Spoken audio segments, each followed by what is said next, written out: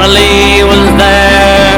Great, brave, undaunted James Connolly was there. Rayner, in his speech, said that socialism, the future of socialism, is a matter of conscious human will and our problems of the failure of human will. Now, the will isn't a muscle, it's not an organ. It's a shifting combination of determination, understanding, and so on. Now, I don't think it's a matter of human will. It may be that, but it's fundamentally a matter of human consciousness. I mean, look at the history of the left. I mean, Stalinism destroyed the left. I mean, Trotsky at different times equated Stalinism with gangrene and leprosy afflicting the workers' movement, and it was. And it did its deadly work. And there is absolute confusion.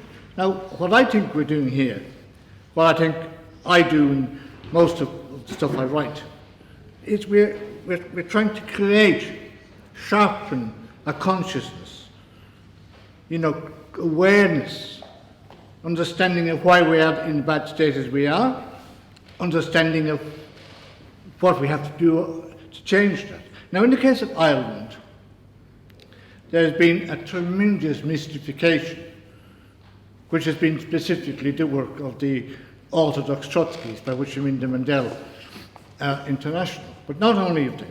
I mean, permanent revolution is reduced to a phrase. It's not a phrase. It wasn't a phrase for Trotsky. It was an analysis of the classes and their relationships and their concatenations and their future relationships in Russian society. Now, there's no such, I've never come across anybody who can argue or has argued coherently that Ireland, permanent revolution has any application to Ireland. I've felt everybody use phrases, but I mean, the phrases are just thrown around meaninglessly. They're thrown around for emotional effect. They're thrown around rhetorically, demagogically. Jerry, for example. Jerry asked the question, if I understand him right. He raised the question. He said that the peasantry didn't gain much from the Irish bourgeois revolution. Well, what are you talking about? The entire land of Ireland, most of it, was simply transferred from landlords to peasants. Now, some of them small peasants, small farmers had small farms, some had more in better areas, etc., etc., etc. But I mean, it's an example, to my mind, of simply not thinking about it. In Russia, if the bourgeoisie had been able to carry through and legalise the seizure of the land, there wouldn't have been a Russian workers' revolution. And that was Lenin's opinion. He wrote a letter to the Central Committee, I think it was in September 1917, maybe October, urging them to rise, saying we have a unique combination of things. But you can't apply generalities like that without a concrete analysis of what the hell you're talking about. And again, in the introductory part of my speech, I said there were three revolutions. I only listed two for time. The third is that we're now going through a revolution, which is a tremendous revolution. A revolution against the Catholic Church in Ireland. I mean, it's difficult for people who didn't live in it to understand the grip of the Catholic Church. The Catholic priests did everything, they ran everything. The nuns ran the schools. The Catholic priests managed schools, even the national schools. They ran a theocracy. It was more of a theocracy than Spanish or Portuguese fascist Catholic rule. Far more so than it was a bourgeois democracy. The loosening of their grip, the discrediting of the church, a situation where a minister a few years back could write to the head of the church who'd given advice on something publicly, and he said, you just don't have the moral standing in this society anymore to make such judgments, to call on people to follow you. And it is absolutely unbelievable if you knew the old Ireland. You know, everywhere, priests and nuns. They dominated, and of course they were the most awful hypocrites. I mean, one characteristic in early independent 26th county Ireland was the priests had a drive to shut down dance halls. And priests would patrol the road near the dance halls looking for amorous couples. You know, and that dirty hypocrites what they were doing themselves. Now, I hate the Catholic Church, and I was in it. I believed in it seriously. And it's the most wonderful thing that's happened in Ireland. You might call it the slowing off of Rome rule. It's not finished yet. It's not finished by any means, and nobody should think it is. You know, they haven't driven the stake through the heart, the rotten black heart of the Catholic Church. They haven't done that yet. You know, nuns have been legally obliged to pay compensation. They haven't, and they've got away with it. Things like that are by no means finished. I mean, in my hometown, Ennis, the churches are full. They were full a few years back when I was there. The churches are full. There's less masses there. One of the masses in Ennis is said in Polish. But you can see a lessening. But there's a need to push through that revolution. Now, in relation to that revolution, the Republicans, the Provisions, the predecessor of the Provisions, Clan Republica, ex-militarists who became bourgeois politicians, Sean McBride, they didn't fight the Catholic Church. They didn't condemn the Catholic Church. They obeyed the Catholic Church. There was a notorious incident, which certainly is not forgotten, in Protestant Ireland, where a minister, Noel Brown, Minister of Health, who did great work in wiping out consumption, for example. He was a socialist of sorts, and he had the idea of copying the British system on a little small scale, to give full medical care free to women who were pregnant and to their offspring. And it was banned by the Catholic Church. The Catholic Church forbade it. The ex-Republicans in the cabinet, Sean McBride, they backed the church. Noel Brown went to talk to the leaders of the Catholic Church. They refused to explain. They told him, we do not explain.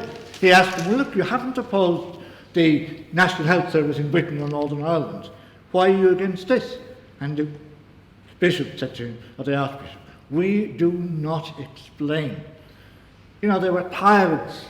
And people knew they were tyrants. For example, when I was small, we knew the nuns were vicious. We knew the nuns had standards. They were very vicious to the orphans in their care, the industrial school girls. They were vicious to the poor people, the children of the poor people. And they were fawning to the rich. Now, we knew that. We didn't draw any conclusions.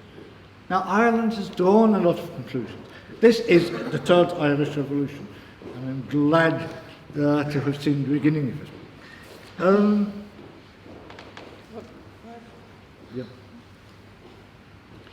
The Provisional IRA campaign started in March 1971.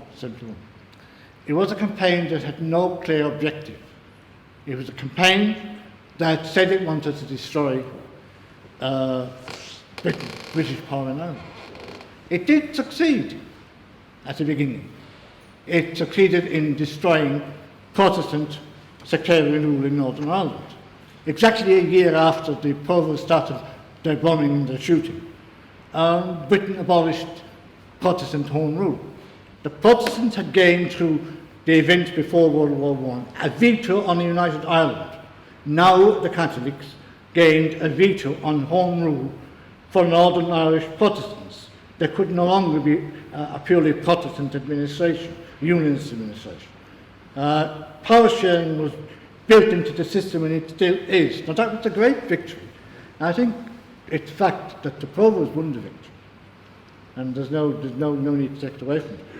Now, I would never have voted for what they did, because the cost of that victory was to drive deep divisions between the Protestants and Catholics. But nevertheless, they did do that. They succeeded. And then Britain went through a variety of manoeuvres and came up with the Sunningdale Agreement, which would set up power sharing in Northern Ireland. They brought into being a government in January 1974, and that government was destroyed by a Protestant general strike. Now, the Protestant general strike in May 1974 is arguably one of, if not the greatest success for a political strike in history. Now, it was for a reactionary purpose, and at the time we had to say that, and we did say that. But if you think about that, the Protestants smashed Britain's strategy, and when again Jerry talks about the Protestants being pro-imperialists, it's utterly meaningless to say that.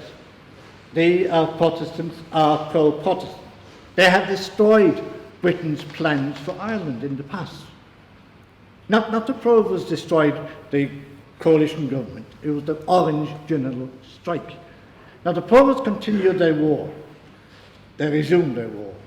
And at that point, they lost any rationale, because they were fighting to force the British to become persuaders of the Protestants into a united Ireland. Now, that in practice meant not persuasion, words, etc. It meant coercion, financial, political, if necessary, military coercion. It was the old policy of the Irish Home Rule Party that looked to the Liberals to force the Unionists into a Home Rule Ireland. And it was utter nonsense. And they fought a war they resumed the war in the beginning of 76. They fought that war until the ceasefire, and it was a ragged ceasefire, if you remember. It didn't just happen. They fought that war for what? For what had been available in principle in 1973, the Sunningdale Agreement. The only real difference was the balance was different, in that the new system called for inclusion of the extremes, in the extremes on both sides. But in principle, they had what they won after 25 years more war. They had what they won in 1973. They had it by 1973. It made no sense. Now, we lived in Britain, and our group, together like the Mandela Group, we defended the provisions. Our organisation had its headquarters raided, and the other group did, on the Irish issue in 1973. We defended them. We didn't say, look, we wouldn't do that, We defended them, we justified them, we explained them. But at the end of the day, it made no bloody sense. And at the end of the day, you have a situation where all they gained was the Provost and Ian Paisley being in the government. Finally, Chris Gray's point. Well, of course. One of the things in English and Irish history is that the British were always afraid of intervention by other powers in Ireland. And that intervention happened. The Spaniards, early 17th century, French, late 17th century. There was talk of a Nazi intervention at the beginning of the war. The IRA had a formal treaty with the Nazis. Britain feared any intervention. And now we have a situation in the EC where all of Europe is uniting, intervening on the side of the Irish against Britain. It's a good thing to see. But the idea, for example, we're against the EC. Again, I'd like Rainer to say whether he is or not. Does he want Ireland to leave the EC? The idea that socialists should be against the EC is bonkers. Eamon McCann, an old comrade of Rainer's and mine, stood for the People Against Profit in the elections a year or so ago. And he wanted to get out. He stood against the EC. I mean, fundamentally, I repeat the point I began by making here. It's a problem of consciousness, the problem of utter confusion And anybody who wants Ireland to get out of the EC is bloody confused. And anybody who thinks there would be any value in a resumption of a military campaign is, again, politically bonkers.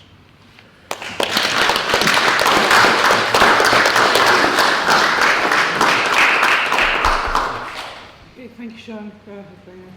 Okay, where do we start? Okay, starting at the very end of your speech, Sean, I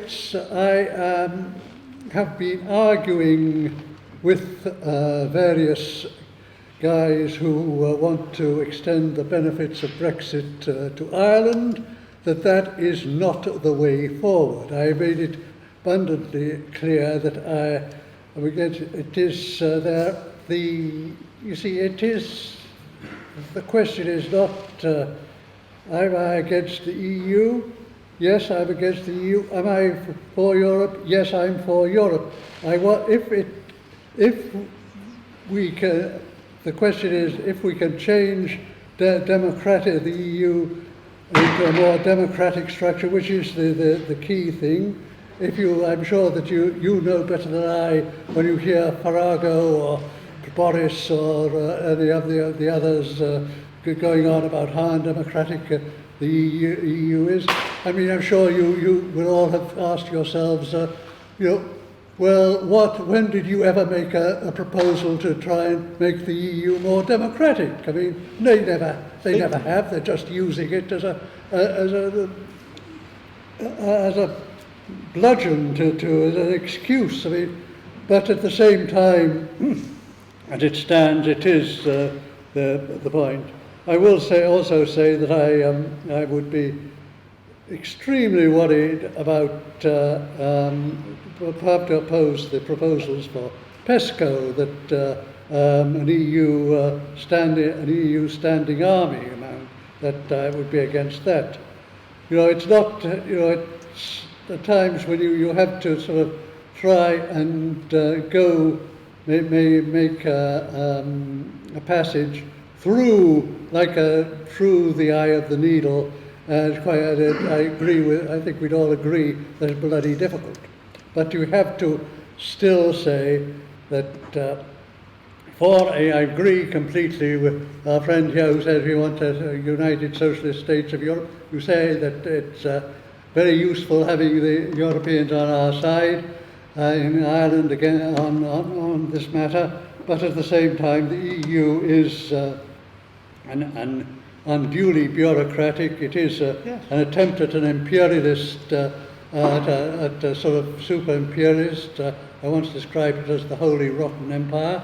It's tremendously, it's all sorts of things wrong. But my goodness, Brexit is absolutely not the way forward. And I saw it when it was being argued. And I've seen it ever since. And one of the most horrific things about it is the way in which so-called lefties take up the Brexit slogan and use it precisely in the most negative way, attacking, accepting, saying, well, we've got to talk to immigrants we've got to talk to people who don't like immigrants. We've got to listen to them. And what they always mean is, we've got to adapt to racism. And that is very clear. I mean, I was saying it only 3 weeks ago to a guy from the Connolly Association, that is bad. But having said all that, there's still the question of revolution. And okay, then where do we start to Ireland? We have talked a great deal, Sean, about the secular revolution. There's been a series of major, important reforms which are great. We got 2/3 majority reversing the constitutional ban on abortion recently. Year before, we got a vote sort of supporting gay marriage. In the Constitution, we've got divorce Yeah, as I say, I think, I don't know if this is what something went into solidarity, but in '91, Mrs. Arlene Foster was then rising star in the Ulster Unionist Party, as distinct from the leader of DUP, which she is now. She was going on, quite rightly, one of the better things in speech, about how it was impossible to go into a republic which banned abortion and divorce. Absolutely right. Now she is a strenuous defender of the so-called rights of the unborn. And, this is, we are sort of secular. But the point I would make is that, as you say, Sean, the struggle is not over. The government is dragging its feet, and worse than dragging its feet. They are building a national maternity hospital in Dublin, and the plan is, I think that they've been signing the documents even, that they will hand it over to, I think, the order, I forget, the Sisters of Charity, the people who organise the sadistic torture of unmarried mothers and the like. They will hand it over to them, and the Sisters of Charity will operate it to ban abortions in their hospital. What is going on, and of course we still don't have full control of our schools. So secular, we are still fighting that, and we will. I assure you, whatever you may think of us, we will continue to fight that and go on. Now, but the question is, it has been a struggle of reforms, of battles, and it is a question of whether we can, what will be the revolution. It has been raised here, I noticed it in Sean's answers to the questions. The question is Ireland, united but federal Ireland with a bit Protestant bit. I'm not quite sure whether we're supposed to, the whole of Northern Ireland is to be a federal, or just the northeast part, east of the Bann, and so, which of course will raise other questions, because now Belfast is nearly 50-50 nationalist and 50, and unionist, so there will be more problems in Belfast. But otherwise than that, there's also the question, the unionists, you say, they won a victory in '74. It was a strike, it was, as you say, Sean, a reactionary strike. It was run by forces outside outside the labour movement. It was supported, the British state machine colluded with the strikers. That's what happened.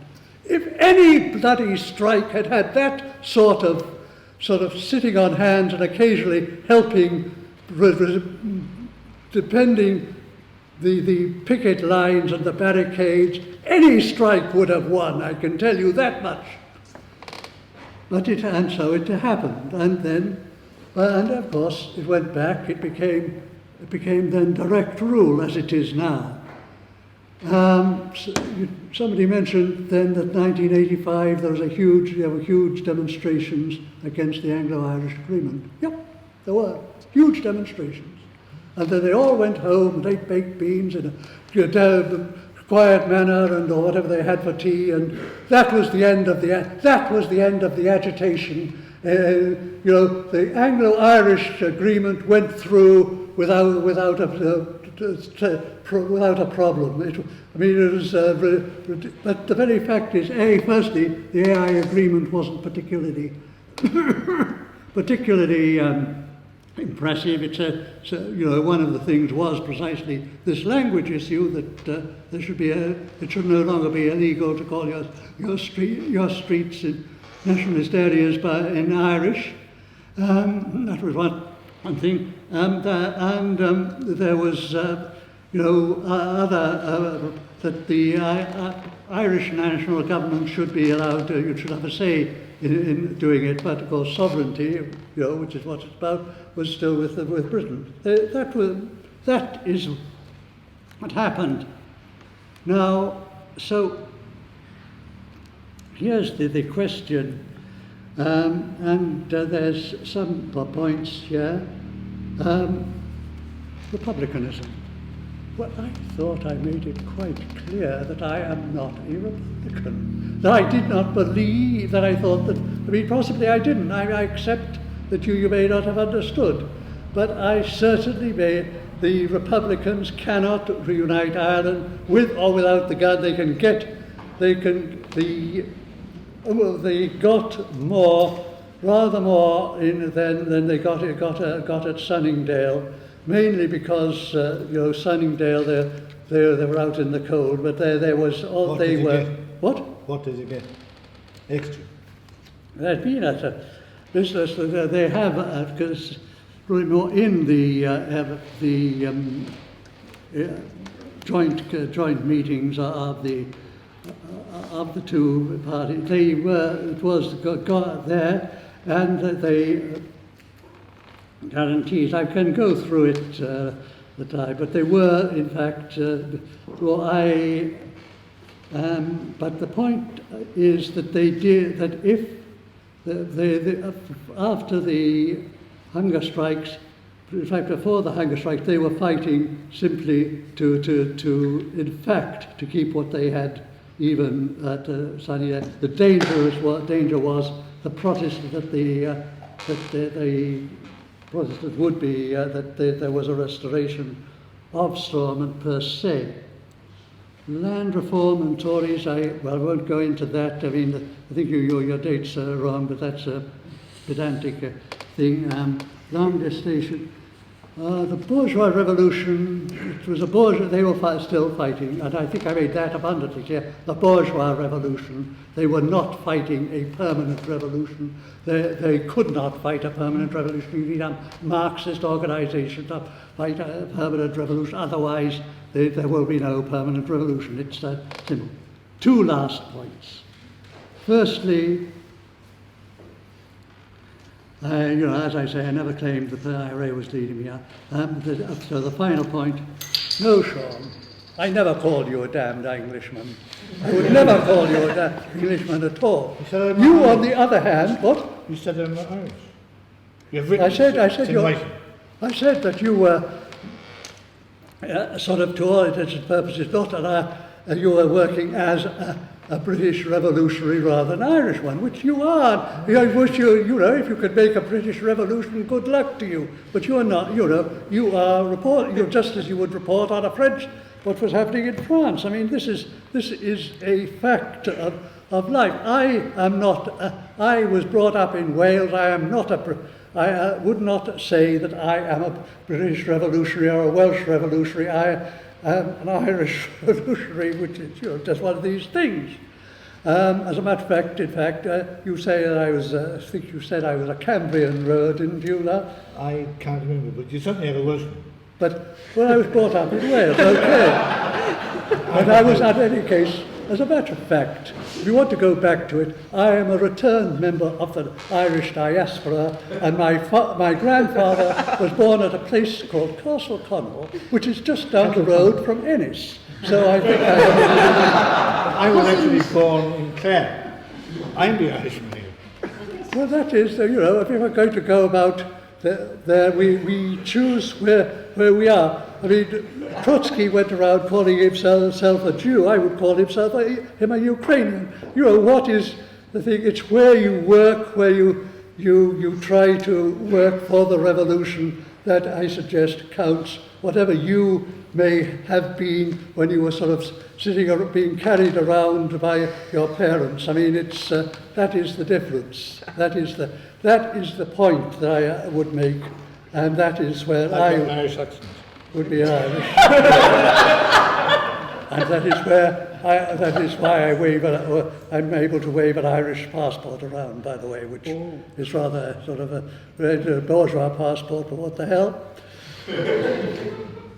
So, the final point is then, okay, what is the alternative to permanent revolution? I've given you two. One was the anarchist thing of sort of mass agitation, sort of without planning. The other is, I think, the then there's the second one is a reformist one, and the third one, of course, is the Stalinite one, that you build, you work for bourgeois changes, that you attack globalized companies, that you attack them from a point of view of building decent Irish companies. All these seem to be worse than useless. I think you agree they'd be worse than useless. But what is the alternative? And that is what I haven't heard here today. And that's it. Flame is burning still. Connolly was there. Connolly was there. Great, brave, undaunted James Connolly was there.